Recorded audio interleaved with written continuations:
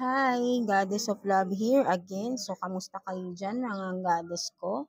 So, yeah, another short reading tayo today for the Earth signs, Taurus, Virgo, and Capricorn. So, yeah, tignan natin mga Earth signs natin dyan. Tignan natin kung anong message sa inyo ng inyong person na nasa isip niyo, mga Earth signs. So, tignan natin. Let's see anong message or anong message ng inyong person, mga earth signs, no? So, kuha tayo ng 3 cards for the messages ng inyong person, no? Right? So, tingnan natin.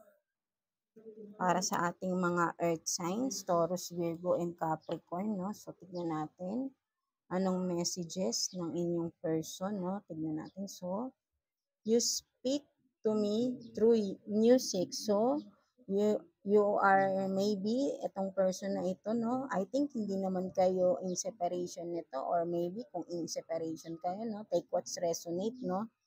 Pwedeng ganun nga, or in a distant lang kayo. Hindi naman kayo magkahiwalay, no? So, kumbaga, namimiss ka niya, namimiss ka na tong person na to, no? So, lalo na kapag nakakarinig siya ng music, no?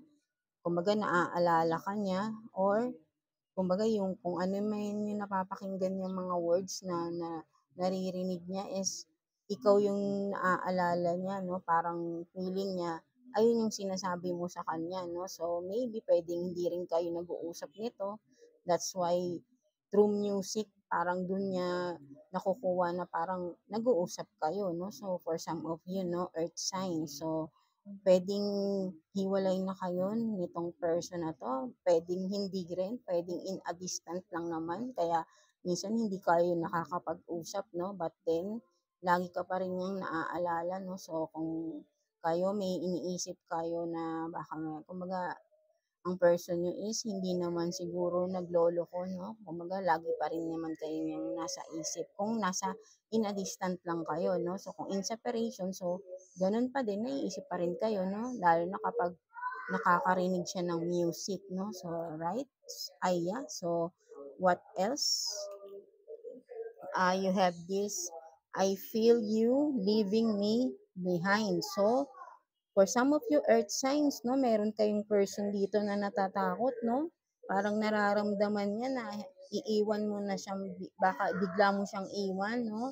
Meron kayong person dito, earth sign, natatakot. So, maybe right now, you're still in relationship with this person, no? So, pwedeng siguro, kung mag-usap kayo, baka nawawalan na kayo ng time dito sa person nyo, no? At nakakaisip na siya ng ganito, no?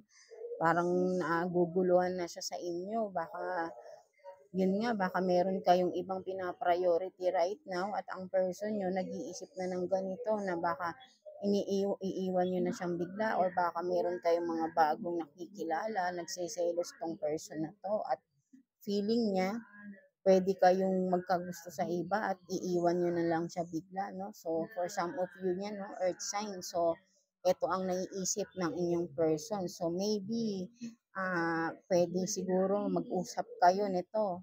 Kung sino man makaka-resonate dito, mga earth signs, no? So, kausapin nyo, mag-usap kayo ng inyong person, no? Kasi ito yung nararamdaman niya. Meron siyang pag-aalala na baka iwanan mo na lang siyang bigla, no? So, that's it, earth sign. And the last card is, I hid who I really am.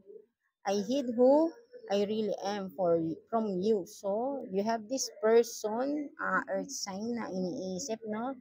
Meron siyang tinatago sa inyo, no, earth sign, no? Meron siyang tinatago tungkol sa sarili niya, tungkol sa totoong pagkatao niya. I don't know kung nalaman mo na to, earth sign, or hindi pa, or maybe in the future malalaman mo rin kung sino man itong person na to, na meron pa siyang mga hindi pa sinasabi na totoo regarding sa kanya. Maybe ang mga sinasabi lang niya sa iyo yung kung ano lang yung nakikita mo, but behind that, kung halimbawa regarding pwedeng yung pinakatotoong pagkatao niya, pwedeng ang family niya baka hindi mo pa kilala, baka may something sa kanyang family, right, no? Or sa kanya, baka nakikilala mo lang siya through online, hindi pa kayo nagkikita, right, no? Kung ano lang yung nakikita mo sa social media, ayun lang yung pagkakakilala mo sa kanya, but meron pang behind that scene, parang gano'n, no? So parang ito sinasabi dito, if you are resonating with this, no?